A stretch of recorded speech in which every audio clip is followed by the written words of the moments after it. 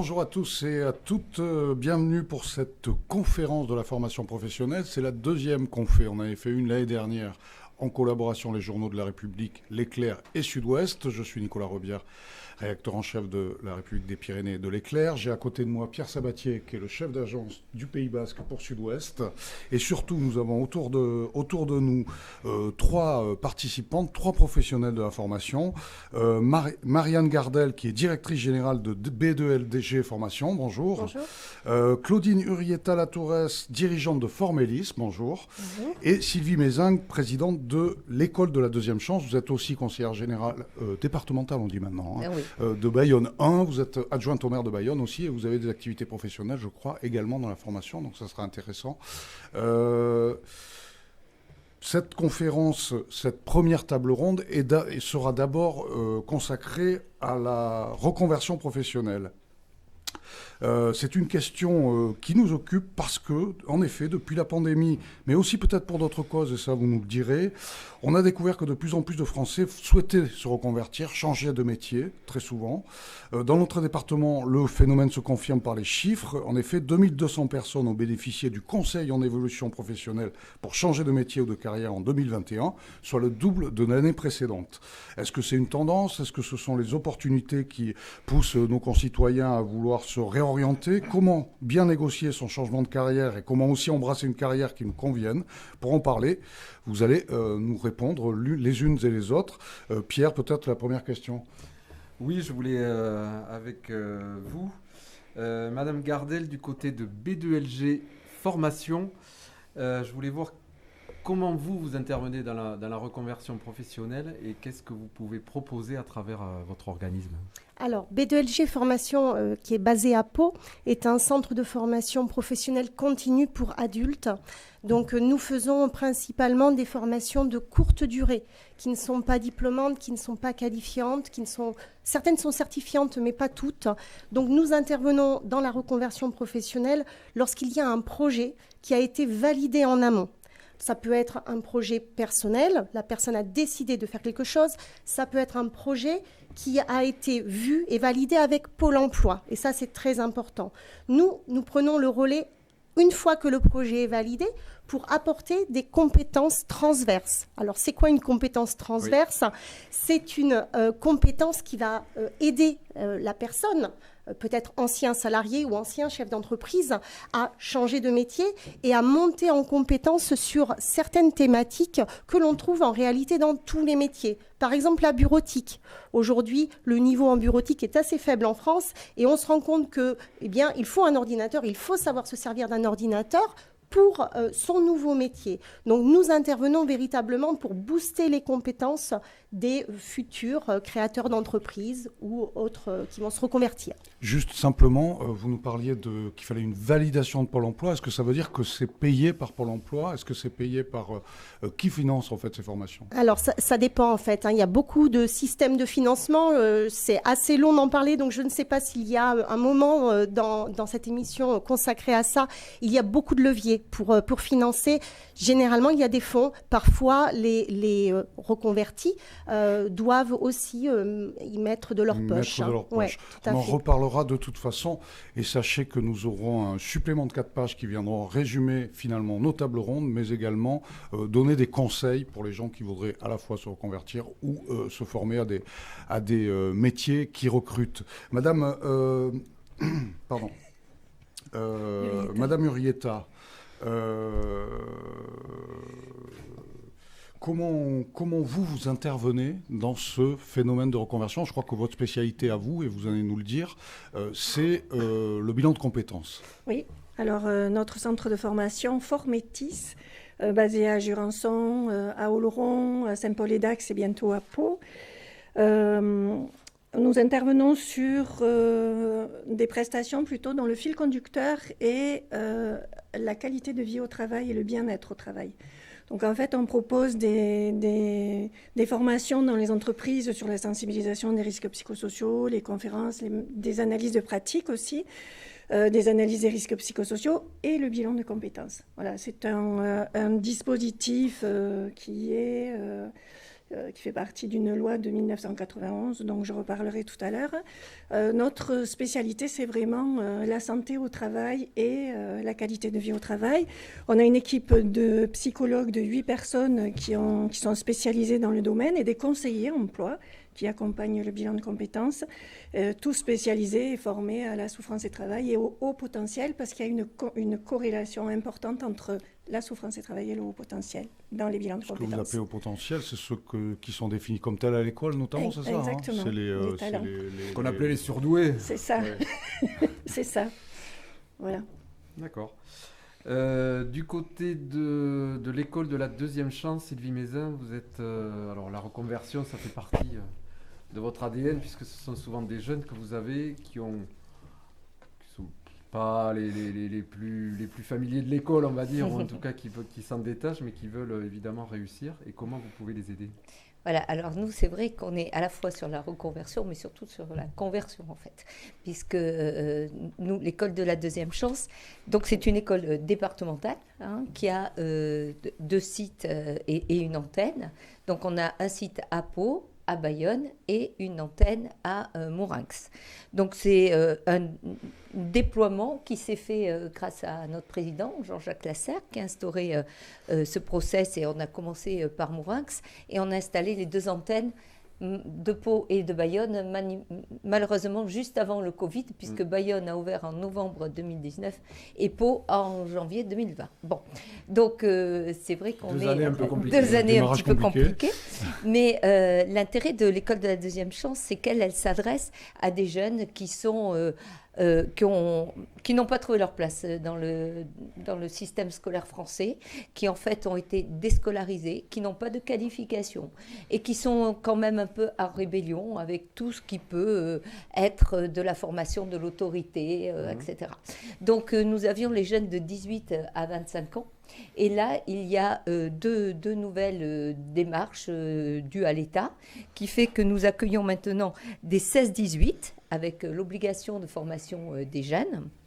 Donc effectivement, entre 16 ans et 25 ans, il y a une énorme différence et nos équipes doivent effectivement s'adapter entre quelqu'un qui est ado et un jeune adulte quand même, avec des différences de perception et de valeur. Et puis, tout récemment, j'en parlerai également tout à l'heure avec le contrat, ce qu'était le contrat d'engagement jeune, eh bien nous avons les 25-29 ans. Donc en fait, on va couvrir quand même un panel qui est conséquent par rapport à cette formation. Voilà. Qu'est-ce qu'on apprend à l'école de la deuxième chance? Alors, à l'école de la deuxième chance, on part sur les bases. Donc, nous avons des équipes compétentes avec des gens qui prennent des jeunes, qui ont donc des référents. On est à la fois sur les bases du savoir-faire, c'est-à-dire les bases des mathématiques, ce qu'ils ont toujours un peu refusé quelque part, mais comme ils arrivent, nos formateurs arrivent à les faire passer sur des applications pratico-pratiques, ils vont bien comprendre qu'un peintre a besoin de savoir calculer du volume, de la surface, du périmètre. Et donc, à partir de là, on fait passer des données qui peuvent paraître intellectuelles et sans intérêt sur des choses très, très pratiques. Et puis, la deuxième chose qu'on apprend, et bien sûr en parallèle, c'est le savoir-être. Le savoir-être, je crois qu'on pourrait même aller en entreprise, parce qu'il y a plein de gens qui travaillent et qui ne l'ont pas, ce savoir-être, d'où le mal-être. On a une question là-dessus. Voilà. Donc, le savoir-être, c'est se lever tous les matins, c'est se préparer tous les matins, c'est savoir dire bonjour, c'est respecter ses engagements, c'est pouvoir aller se présenter et leur donner quand même confiance en eux, alors que ce sont des jeunes qui, petit à petit, on se sentent dans un mal-être et inadaptés à une société. Donc, aller se présenter, donner un CV, faire un CV, c'est une chose, on est dans le savoir-faire. Mais donner un CV, être présent à un entretien, arriver à discuter à la personne, se vendre, ça, on est davantage dans le savoir-être. Merci Marianne Gardel, je me tourne vers vous pour la reconversion professionnelle. On en parlait, Nicolas le disait, il semble que les confinements aient changé un peu ou aient donné l'occasion aux salariés de réfléchir et de se dire pourquoi pas changer de métier, retrouver du sens, etc. C'est des choses que l'on entend. Comment ça se traduit chez vous, dans votre organisme? Quelles sont les attentes des gens que vous recevez? Alors, je vais juste prendre 2 petites minutes quand même pour vous poser un constat et refaire un petit peu le fil de ce qui s'est passé ces 2 dernières années. C'est vrai que depuis la pandémie, finalement, de nombreux actifs ont pris le temps de se poser sur leur vie, de se demander si ce qu'ils faisaient au quotidien, eh bien, ils étaient faits pour ça, si ça les motivait. On parlait de motivation. Voilà. Est-ce que la motivation de se lever tous les matins pour aller travailler est toujours là? Est-ce que je gagne assez d'argent? Est-ce que je passe pas trop de temps dans ma voiture? Toutes ces questions-là ont pu venir dans la tête de certains. Je pense que ça a été un petit peu accentué aussi par le fait qu'on a très rapidement parlé du jour d'après. Rappelez-vous que suite au premier confinement, on pensait que ça serait fini et on était prêt à basculer. C'était le jour d'après, un renouveau allait naître. Malheureusement, des confinements, on en a eu d'autres. La pandémie ne s'est pas arrêtée. Et aujourd'hui, on est en train de se dire, mais en fait, cette pandémie, est-ce qu'elle va s'arrêter à un moment ou à un autre? Et les gens sont dans une forme de mal-être face à leur travail, face à leur situation professionnelle. Je pense que ce mal-être, plus le télétravail, ça a véritablement, effectivement, boosté le désir de se reconvertir. Et on ne va pas attendre le jour d'après. On va se reconvertir dès maintenant, parce que le jour d'après, on ne sait pas quand il va arriver. Donc, on va vouloir basculer et se reconvertir. Maintenant, à B2LG Formation, chaque semaine, on reçoit beaucoup de coups de fil, beaucoup de gens qui ont un projet professionnel arrêté, décidé, validé, ou non, des gens qui sont juste en recherche d'informations. Les métiers qui sont aujourd'hui le plus finalement demandés, mis en avant, sont les métiers du bien-être. Beaucoup de personnes veulent se reconvertir sur les métiers du bien-être. Il y a également les métiers... C'est quoi, par exemple? Alors, ça peut être réflexologue plantaire, être hypnothérapeute.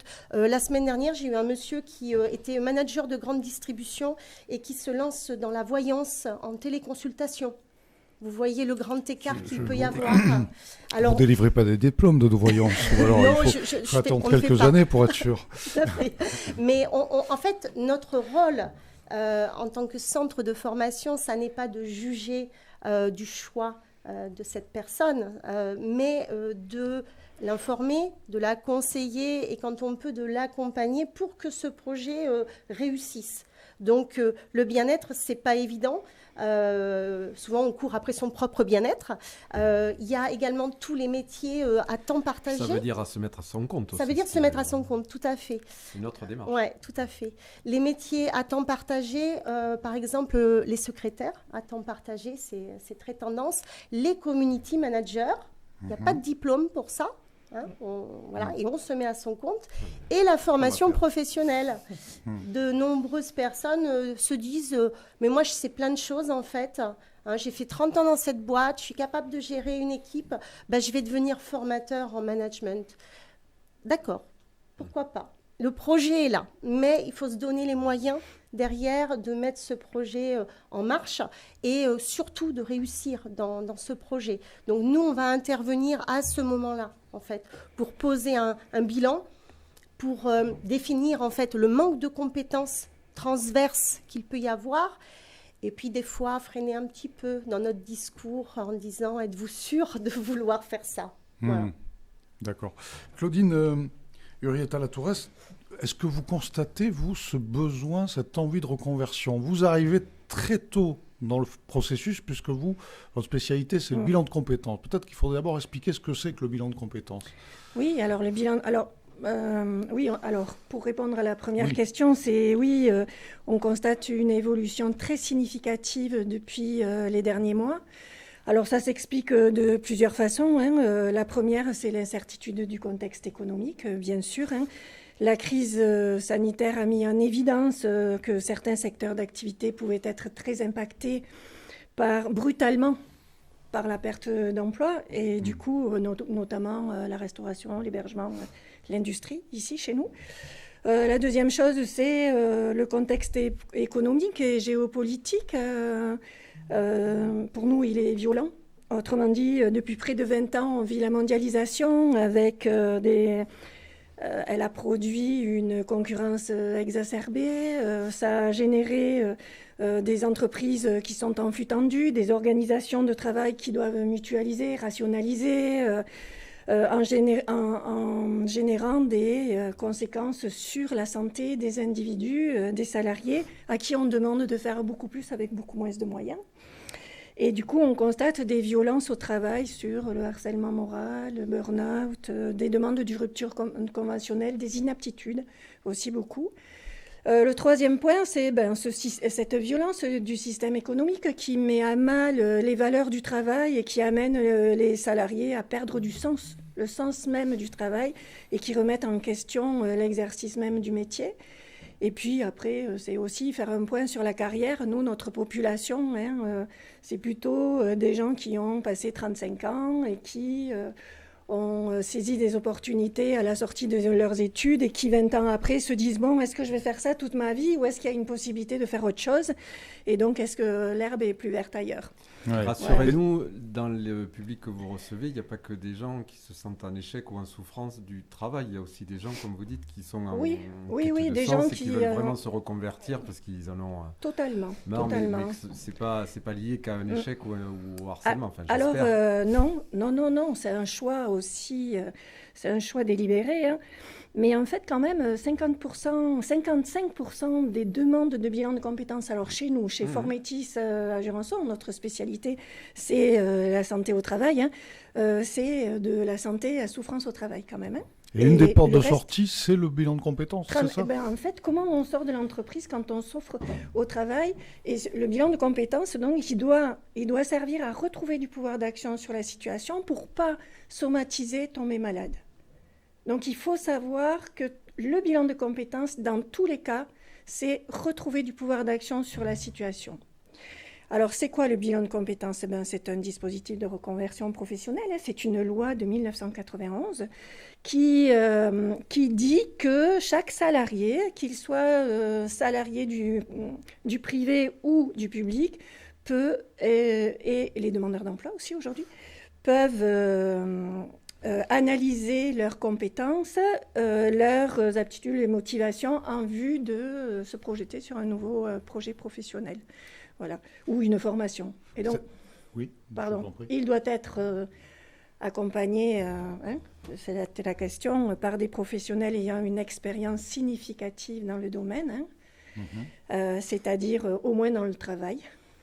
Dans le domaine de la psychologie du travail, parce qu'on vient de toucher des choses qui, quand même, à un moment donné, peuvent déstabiliser. Déstabiliser, c'est une chose, mais à un moment donné, il faut aussi restabiliser les choses. Et ça, c'est pas donné à tout le monde. Ou de l'insertion professionnelle, quand même, parce qu'il faut savoir un peu le marché du travail, la connaissance et comment et l'employabilité.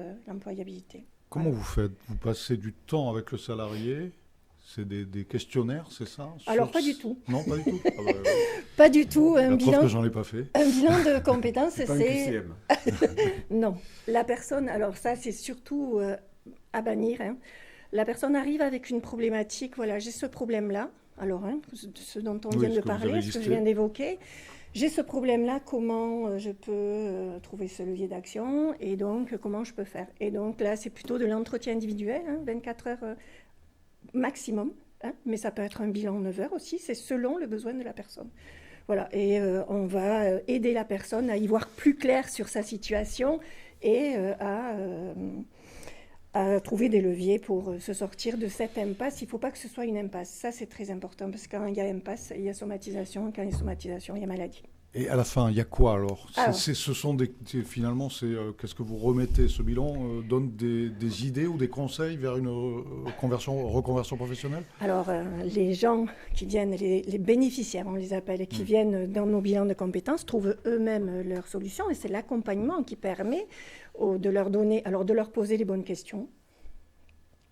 Parce que, voilà, et du coup, de trouver des aptitudes et des aptitudes, de prendre conscience de ces aptitudes, de ces compétences, de les transférer sur d'autres métiers et de définir un projet professionnel qui soit réaliste, réalisable. Et à la fin, il y a un plan d'action qui est déterminé avec avec au moins 3 stratégies, des stratégies de réalisation. Il ne s'agit pas de faire un bilan de complaisance, mais de faire un bilan de compétences. Et donc, à la fin, on détermine un plan d'action avec 3 stratégies à court, à moyen, à long terme, où l'opportunité permettra de saisir l'une d'elles. Très bien. Merci. Sylvie Mézin, du côté de l'école de la deuxième chance, on parlait avec Madame Urieta de difficultés. Vous rencontrez évidemment des gens en difficulté. Qu'est-ce que vous pouvez leur proposer pour rebondir, ou des fois bondir, puisque comme vous le disiez, des fois c'est leur première expérience professionnelle. Oui, alors comme je vous disais, ils sont accompagnés par nos équipes pour entre 12 et 18 mois quand même, donc ils ont un référent. Et je crois que la force de l'école de la deuxième chance, c'est qu'en fait, il y a cet accompagnement qui est individualisé. Il y a également, bien sûr, un esprit collectif où ils font des projets, où ils s'entraident.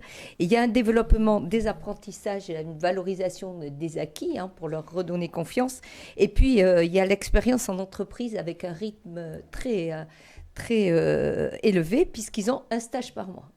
Bon, nous, notre histoire, c'est chez ces jeunes, comment peut-on, de manière générale, aimer un métier, aller vers un métier quand on ne le connaît pas ? Bon, déjà, c'est pas possible. La question doit se poser pour tous les formateurs, finalement. Oui, pour tous les formateurs, tous les parents. On connaît le métier de ses parents, des copains de ses parents, etc., de l'environnement. Mais bon, il y a beaucoup de métiers qui nous échappent. Donc, très souvent, les jeunes partent par défaut, même sur des parcours d'école supérieure, par défaut. Et donc, là, ce qui est important, c'est écouter le jeune, aller vers construire avec lui son projet professionnel. Donc, il va faire des stages dans plein d'entreprises différentes. Et là, la chance que l'on a eue avec l'école de la deuxième chance des Pyrénées-Atlantiques, c'est qu'on a fait rentrer des entreprises au conseil d'administration. Donc, on a fait rentrer Enedis, La Poste, Eiffage Construction, Agour, bon, ça c'est sur le Pays Basque, etc. Et puis, on va faire rentrer des artisans. Voilà, on parlait du jambon de Bayonne, mais il y a des artisans qui vont venir parler de leur métier.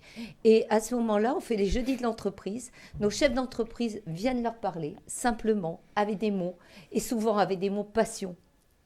Et quelque part, dans ce qu'ils disent, ça les accroche.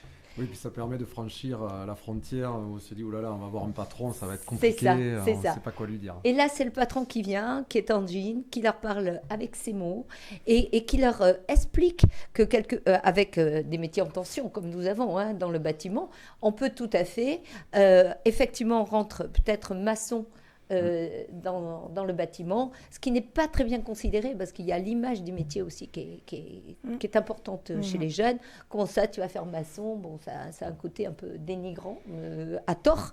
Et là, il y a un patron qui vous explique, ouais, mais dans 8 ans, tu peux gagner 4 000 euros.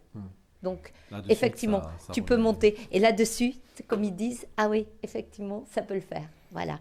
Et je crois que c'est créer une motivation et une connaissance des différents métiers. Marianne Gardel, le mot métier passion, est-ce que c'est quelque chose que vous évoquez avec les gens que vous suivez, où ils ont déjà la passion, ou sont persuadés d'avoir la passion, et donc peut-être parfois les freiner? Alors, la passion, certains arrivent, c'est leur seul projet en fait. C'est-à-dire, moi je veux faire ça parce que ça a l'air génial.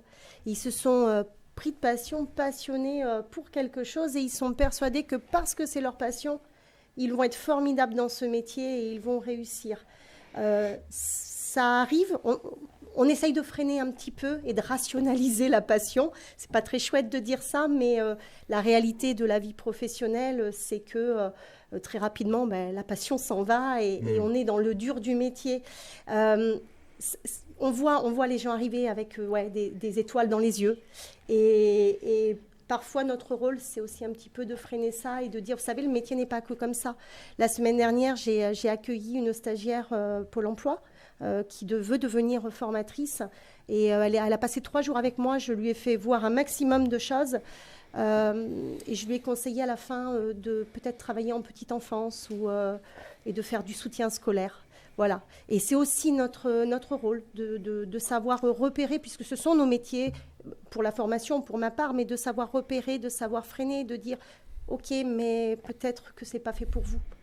Alors Sylvie Mézingue parlait aussi savoir-être. Est-ce que ça fait partie de votre métier ou pas forcément On va être plus dans le savoir-faire puisque nous, on va monter les gens en compétences, on va leur apprendre de nouvelles choses. Le savoir-être, il va intervenir sur les personnes qui vont vouloir se mettre à leur compte, qui vont vouloir être auto-entrepreneurs et donc chefs d'entreprise. Parce que lorsqu'on est salarié et qu'on décide de se mettre à son compte, souvent, on n'a pas du tout en fait, la notion du pas et du gouffre qu'il y a entre le confort du salariat, quelle que soit l'entreprise dans laquelle on est, le fait d'avoir une paye chaque mois, le fait d'avoir des congés payés, le fait de pouvoir poser des arrêts maladie, des congés maternité, paternité. Aujourd'hui, il faut quand même s'en rendre compte, on a un système en France qui protège les salariés et se mettre à son compte, c'est accepter d'abandonner tout ça, c'est travailler sans compter ses heures et des fois ne pas gagner le SMIC. Donc c'est aussi une réalité. Ça, vous leur expliquez. On leur explique. Et en fait, on va essayer de les amener à être un chef d'entreprise. Ça va être le savoir-être que l'on peut inculquer au fil des formations. Tous nos formateurs sont chefs d'entreprise. Donc voilà, ils expliquent clairement les choses. Ça n'est pas si simple et on n'en vit pas forcément de suite. Donc c'est le savoir-être que nous, on va amener. Et du côté de Formétis, Madame Urietta Latourès, justement sur l'image que peuvent avoir les personnes qui viennent vous voir pour faire un bilan de compétences, déjà peut-être vous allez nous rappeler comment on le déclenche, et aussi vers quel métier ils veulent aller. Est-ce que c'est aussi des métiers où l'on est orienté bien-être, mais on se met à son compte pour faire autre chose et est-ce que l'image, par exemple, comme disait Madame Mézin, du BTP, qui n'est pas toujours bonne, à tort, puisque tout a changé évidemment, est-ce que ça vous le ressentez et comment vous conseillez les gens par rapport à ça? Alors, le bilan de compétences, il doit permettre aux personnes de faire un point sur leurs compétences, leurs motivations, et se poser, je l'ai dit tout à l'heure, de bonnes questions. Il doit aussi valoriser les compétences pour les transférer vers un autre métier. Donc notre population, nous, elle a plus de 35 ans, d'accord, environ 30-35 ans, jusqu'à l'approche de la retraite des fois, puisque les circonstances l'amènent à ça. Et donc à un moment, c'est être dans la réalité, dans la vraie vie, quoi. C'est ok, je veux être sophrologue ou hypnothérapeute, mais qu'est-ce que ça me demande de faire? Et c'est quoi la réalité du métier? C'est quoi la vraie vie dans ce métier? Et est-ce qu'on a envie? C'est-à-dire, est-ce que l'employabilité, est-ce qu'il y a du travail là-dedans? Et donc, ce que l'on fait, c'est stratégique au regard de la situation de la personne. C'est en fonction de chacun. Est-ce qu'il a déjà des diplômes? Est-ce qu'il peut rebondir? Pourquoi il vient?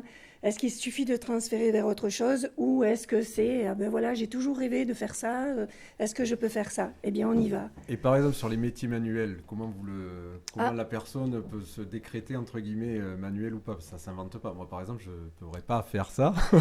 Ce sont des gens qui, le week-end, font chez eux un extra professionnel. On étudie aussi, on regarde ça. Qu'est-ce qu'ils font le week-end? Ils font du carrelage, du lambris, ils font de la mécanique ou autre chose. Et du coup, ils ont cette appétence. Ouais. Ils ont cette appétence. Et alors, ça dépend. Si ce sont des personnes qui viennent parce qu'ils ont fait un burn-out, chaque fois, ils disent je ne veux plus faire ça. Donnez-moi des cartons avec un produit à mettre dedans, ça va m'aller.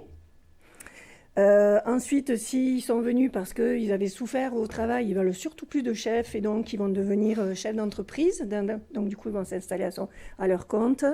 Et donc ils vont changer, ils vont vouloir changer de métier. En fait, mais ça ne veut pas dire qu'ils vont forcément y aller. C'est la réflexion pour mesurer si je suis qu'est-ce que c'est? La représentation, Marianne disait, il y a des représentations des métiers. Est-ce que c'est la représentation que j'ai? Est-ce qu'elle est juste? Est-ce que j'ai les compétences et la personnalité pour faire ça? Et est-ce qu'il y a du travail là-dedans? Donc, on vérifie tout ça et c'est eux qui le vérifient par les moyens que l'on donne à l'organisation. Pour être un peu précis, comment on déclenche un bilan de compétences? Qui paye? Alors, un bilan de compétences, ça se déclenche très facilement. Et aujourd'hui, avec la réforme de la formation professionnelle de 2018, du 5 septembre 2018, donc et là, il suffit d'appeler le cabinet Formétis, Ou tout autre cabinet. par exemple, là, il va avoir Christophe au téléphone qui va donner un premier rendez-vous pour analyser la demande. Parce qu'il faut vérifier si la demande est cohérente avec le besoin. C'est pas toujours vrai. C'est pas toujours vrai. Il y a des gens qui ont besoin de fuir et qui ont besoin d'autre chose qu'un bilan de compétences. Donc, on vérifie ça. Et ensuite, on va co-construire un parcours de bilan de compétences. Il y a plusieurs bilans avec des 9h, 16h, 20h, 24h et qui va répondre à cette problématique. Voilà. Et l'autre question, c'est qui paye. Donc, est-ce que c'est financé par qui? Le moyen 90%, le moyen, c'est le CPF. Donc, c'est facile aujourd'hui. Le compte personnel de formation? Le compte personnel de formation, pardon. Il suffit d'aller de l'activer. Normalement, il est activé depuis l'année dernière puisqu'on a fait beaucoup de communication sur le DIF qui est devenu CPF, ce CPF qui est devenu aujourd'hui non plus en heures mais en euros. On peut aller faire ça sur son téléphone aujourd'hui, compte CPF, on va chercher ma formation, bilan de compétences, Formétis à Jurançon, et on demande à faire le bilan. De son mot de passe après. Oui, c'est ça. Et là, le centre de formation va recevoir une demande, et à partir de cette demande, il va se mettre en contact pour valider tout ça. Alors voilà. C'est vrai, Marlène Gardel, on parle, il y a les slogans ont changé ou les acronymes, donc on parlait de DIF, on parle de CPF, on parle de Conseil en évolution professionnelle, etc. Déjà, vous allez vous expliquer un peu les différences. Et aussi, de plus en plus, on reçoit à la maison des coups de fil de gens qui se disent organismes de formation et qui veulent connaître nos points. Alors, je ne sais plus si c'est des points ou des euros. Ils appellent de très loin, ils sont très insistants. Vous avez entendu parler la formation. Est-ce qu'on peut leur faire confiance ou pas ? Alors, c'est une très bonne question. Le compte personnel de formation, en fait, c'est comme un compte en banque. Il faut réaliser ça. Effectivement, on est passé d'heures anciennement à une conversion en euros. Et ce sont des milliers d'euros qui peuvent être cumulés sur ce compte personnel de formation. Beaucoup de salariés, de plus en plus de salariés le savent. Il y en a encore qui ne le savent pas. Mais effectivement, tout le monde est assis. Tout le monde qui a été salarié est assis sur un petit pactole. Et certains l'ont bien compris d'ailleurs, qu'il y avait des petits pactoles. Vous allez regarder. Le CPF, le compte personnel de formation, il va financer donc des bilans de compétences. Il va également financer des VAE, des validations d'acquis d'expérience. Les gens qui avaient un bac+2, ont travaillé 30 ans dans une entreprise et veulent valider par exemple un Master 2. Ça, c'est différent du bilan de compétences. C'est encore autre chose, effectivement. Ah oui. Et ça va surtout financer toutes les formations diplômante, vous reprenez vos études pour passer un diplôme, qualifiante, vous allez vouloir avoir un titre pro, une habilitation, ou certifiante, ce que nous faisons nous, c'est-à-dire vous allez avoir une petite certification d'un niveau, par exemple, d'anglais avec le TOEIC, ou d'un niveau en informatique avec le TOSA. Ça se finance grâce au compte personnel de formation. Et donc, ça s'utilise aussi avec parcimonie. On n'en fait pas n'importe quoi. Parce qu'une fois qu'on est en reconversion et qu'on est inscrit pour beaucoup à Pôle emploi, c'est le levier numéro 1. Pôle emploi vous dira, vous voulez vous former, vous videz d'abord votre compte personnel de formation. Et s'il n'y a pas assez, peut-être alors on pourra abonder.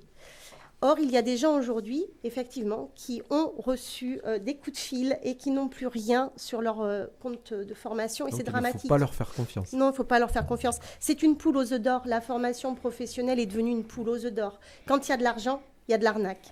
Ça, c'est un principe, je pense, de base qui s'applique absolument à tout. Ce sont des coups de fil, des SMS, voire des emails. On reçoit des emails de la CAF, de trucs un peu bizarres qui ressemblent à des administrations.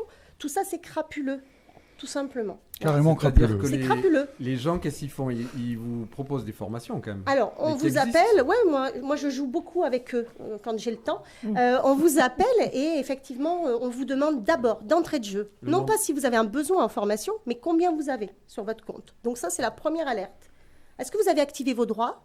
Et vous avez combien ? Alors on s'amuse. Moi, je me suis amusée à dire, oh, je crois que j'ai 4 500 €. Ah, c'est bien, oh, vous pouvez faire une belle formation. Alors on vous propose, qu'est-ce qui pourrait vous intéresser? Des langues, de la bureautique? Oui, des langues, pourquoi pas? De l'anglais. C'est mon diplôme, hein, d'accord? Je vais faire de l'anglais. Très bien, très bien. Mais écoutez, on va activer ça ensemble. Et en fait, vous êtes guidés. On vous explique comment faire. On vous envoie un lien, que vous cliquez dessus, vous êtes directement sur la formation à 4 500 €, la formation de vos rêves en anglais. Vous cliquez dessus, ça déclenche effectivement un dossier d'inscription. Ils le valident de leur côté immédiatement et ils vous disent, attendez, recliquez, confirmez. Vous confirmez, vos 4 500 € sont partis. Oui, mais est-ce que la personne reçoit la formation? Et vous recevez éventuellement un lien pour vous connecter à une plateforme de formation à distance ou pas. D'accord, il n'y a pas le week-end à Londres inclus. Ça a existé. Je ne sais pas si vrai. ça existe encore. Ça a existé. C'est pour ça que la formation professionnelle subit des réformes. C'est pour ça que le gouvernement essaye d'être de plus en plus vigilant avec ces organismes de formation. Mais on n'en est pas encore là. Donc surtout ne pas répondre à ces coups de fil et aller voir les organismes de formation dont c'est le métier. Oui, ça semble logique. Ou poser des questions. Et ils ne sauront pas répondre aux questions. Des questions un peu techniques, ils ne sauront pas y répondre. Sylvie Mézin, on revient à l'école de la deuxième chance. Est-ce que vous avez une idée du nombre? Déjà, vous ne nous l'avez pas dit, combien vous avez d'élèves, de jeunes qui sont à l'école. Et deux, est-ce que vous avez une idée, alors je ne sais pas s'il faut parler comme ça fait un peu managérial, mais du taux de réussite finalement de vos publics pour retrouver un boulot, pour trouver un emploi, pour se convertir finalement à la vie au travail, à la vie professionnelle? Oui, tout à fait. Donc, nous, on fait attention à l'argent, c'est de l'argent public. Hein. Oui, oui, oui. Donc, c'est pas des coups de fil, au téléphone pour... Pas Jean-Jacques Lasserre qui appelle. Non, nous, voilà. Bon, déjà, c'est un public, puisque vous en parlez, qui nous est envoyé par l'émission locale. Ça, c'est important. Alors, ils peuvent se renseigner, ce public peut se renseigner au sein de l'école de la deuxième chance en direct, mais ça passe par l'émission locale, c'est un dossier, etc., puisqu'il y a quand même un suivi qui est important. Donc, par exemple, sur l'école de la deuxième chance du 64, on se propose d'accueillir 140 jeunes entre Pau, Bayonne et Mourinx.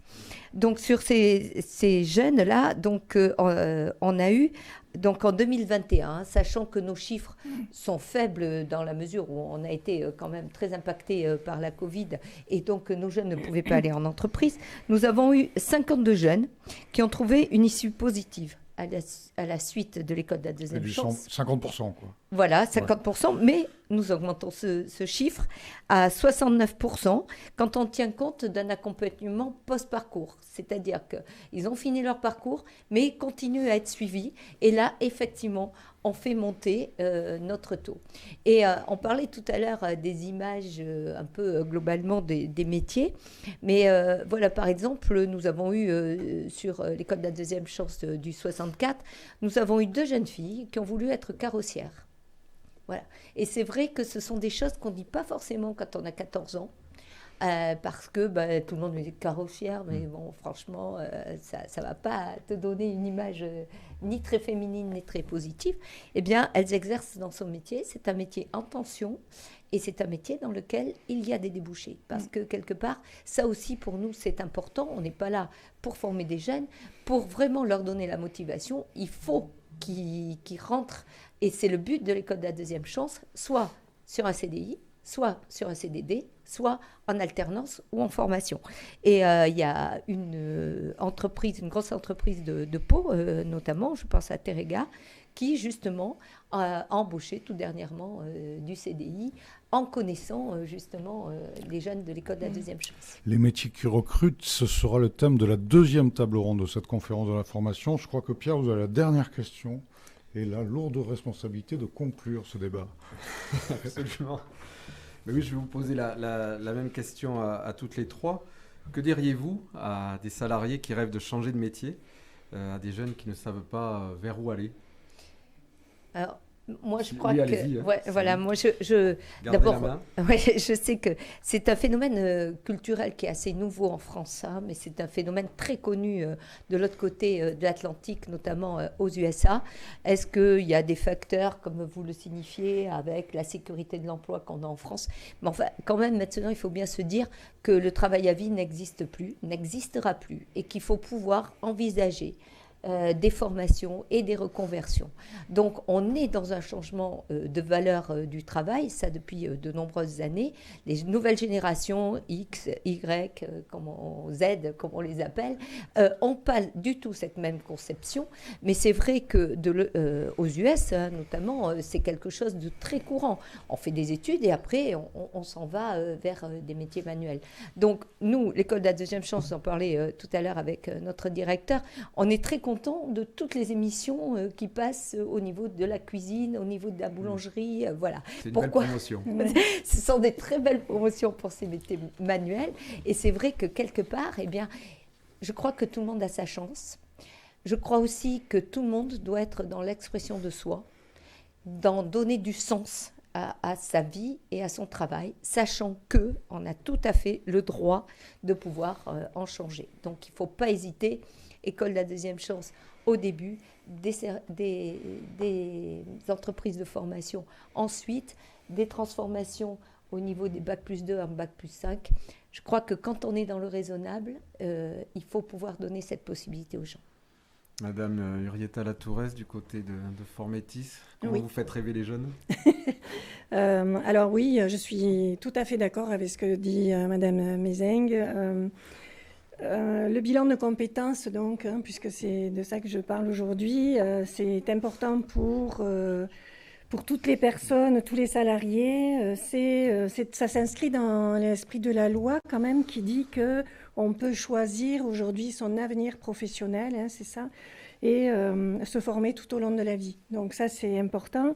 Nous, je dirais, oui, il faut une fois dans sa vie au moins, mais on peut le faire plusieurs fois d'ailleurs, hein, se poser, prendre le temps pour soi, se recentrer sur soi pour voir un petit peu comment on peut rebondir. J'ai expliqué comment je voyais le contexte économique. On change de métier tous les 5 ou 7 ans aujourd'hui, donc, ou d'entreprise.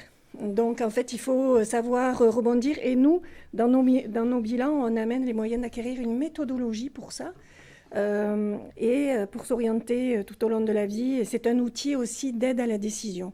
Voilà, donc il ne faut pas hésiter. Alors, c'est un bilan 24 heures. 24 heures dans une vie, c'est quoi? C'est vraiment pas beaucoup. Et se prendre le temps de la réflexion, s'autoriser le temps de cette pause et de cette réflexion.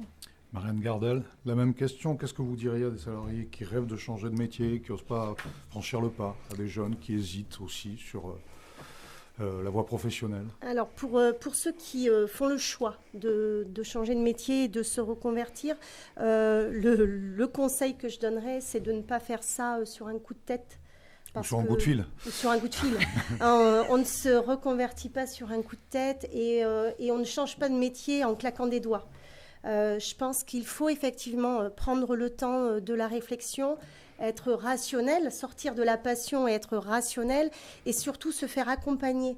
On a la chance en France aujourd'hui d'avoir une myriade d'institutions qui sont là pour accompagner dans le cadre de cette reconversion. Ça peut se faire au sein de l'entreprise sortante, en relation avec les ressources humaines, lorsqu'il y a un département ressources humaines. Ça va se faire grâce à un centre qui fait des bilans de compétences, ça va se faire grâce à la validation des acquis d'expérience, ou même grâce à des centres de formation comme le mien, qui ont un devoir quand même d'information. On ne vend pas des petits pois. La formation, même s'il y a beaucoup d'argent à prendre, on a ce devoir de conseil et de formation. Donc, je crois qu'il faut que le futur, enfin le reconverti, accepte en réalité d'entendre plusieurs discours et de recouper les informations, mûrisse son projet, chemine, et aussi, je pense, et ça c'est très important, l'assentiment de sa famille, lorsqu'il y a une famille, parce que ça impacte la vie personnelle, et ça, il faut en être très conscient, et vraiment, voilà, faire un choix judicieux et ne pas être dans l'urgence. Merci, eh bien ce sera le mot de la fin de cette conférence sur la formation. Merci à toutes les trois d'avoir participé. Merci Nicolas. Nous vous donnons rendez-vous pour une autre conférence autour du recrutement et de la pénurie de main-d'œuvre dans les métiers en tension. Et vous nous retrouverez dans les colonnes de La République, L'Éclair et Sud-Ouest, ainsi que sur nos sites internet.